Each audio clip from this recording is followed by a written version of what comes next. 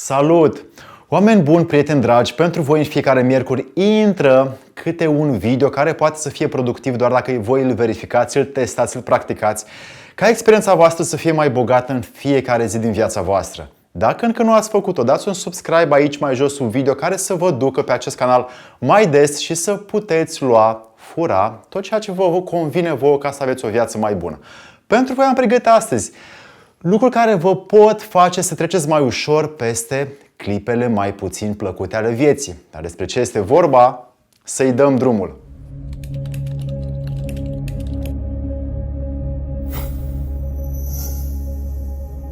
Oameni buni, prieteni dragi, pentru că lucrurile uneori în viață nu se așează cum trebuie, nu sunt în ordine, uneori se întâmplă necazuri, se întâmplă dificultăți, se întâmplă situații în care nu putem ieși și suntem blocați în ele și spunem am un blocaj în chestia asta, mă simt așa, nu pot să creez mai mult, nu pot să fac mai mult, nu pot să am mai mult.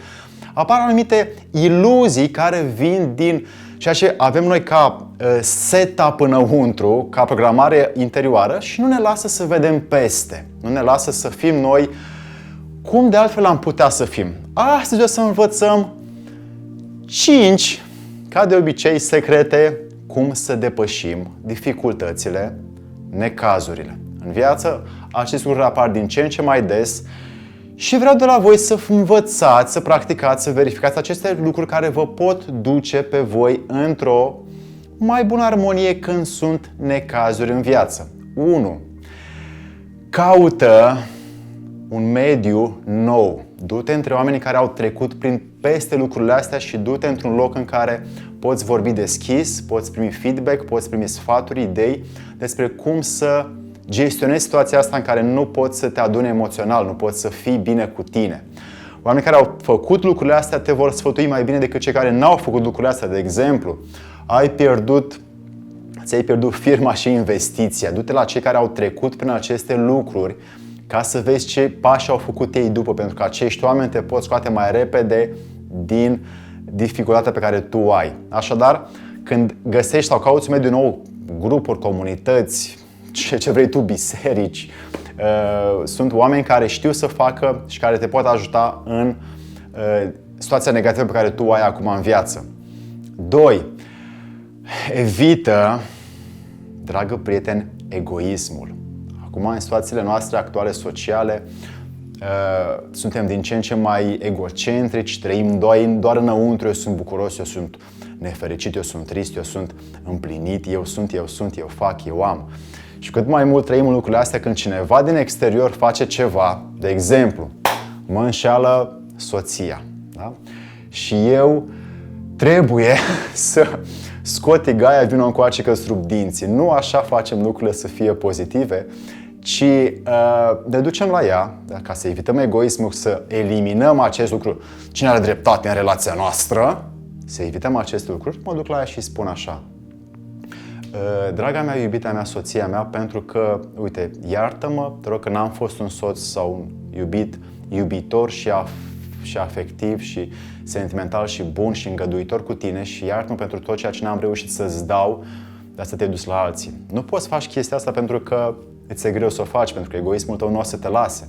Dacă reușești să faci asta și îi spui lucrurile astea soției tale, că, uite, îmi cer scuze pentru ce n-am reușit să fac, chiar dacă ea te-a înșelat, atunci o să vezi o altă schimbare. Poți să pleci în relație, poți să rămâi, tu alegi, însă deschizi o altă abordare de conexiune și de comunicare cu cea dragă sau cu cel drag sau cu oricine te-a înșelat cineva la bani. Ok, iartă-mă că nu am fost suficient de agil, de abil sau de vigilent sau de atent încât să nu-mi iei tu banii, da?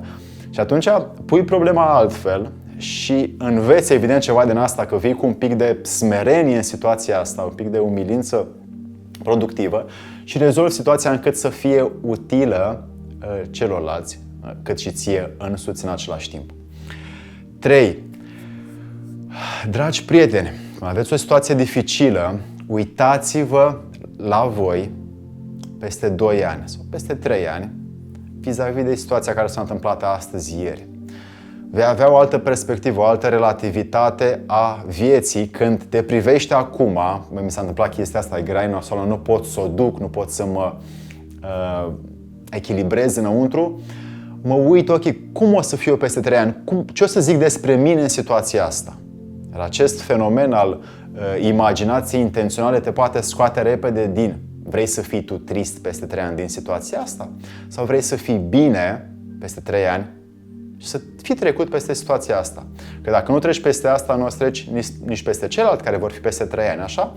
Fiecare obstacol în viață, dragi prieteni, vă sunt date, tocmai, ne sunt date, că și eu sunt în aceeași oală, ne sunt date ca să învățăm să le depășim. Ca să ne punem la lucru voința, perseverența, smerenia, acceptarea, toleranța, iubirea pentru ceea ce ne-a fost dat să avem în această viață și să ne jucăm un pic în așa fel încât să nu ne fie prea greu când se întâmplă ceva dificil, ci să încercăm să privim obiectiv. Ok, s-a întâmplat asta, ce câștig eu, cum pot fi eu util, ce contribuție pot să am eu. Sunt 3 simple întrebări pe care le poți avea când ceva negativ se întâmplă în jurul tău.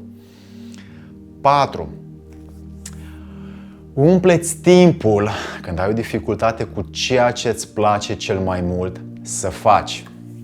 Du-te, dacă îți place să cânti la pian, du-te și cântă la pian. Dacă îți place să vorbești cu oameni, du-te și fă. Dacă îți place să stai la un pahar de vin cu un prieten drag, du-te și fă. Dacă îți place să ieși la alergat, du-te și fă. Îți place sală, du-te și fă asta.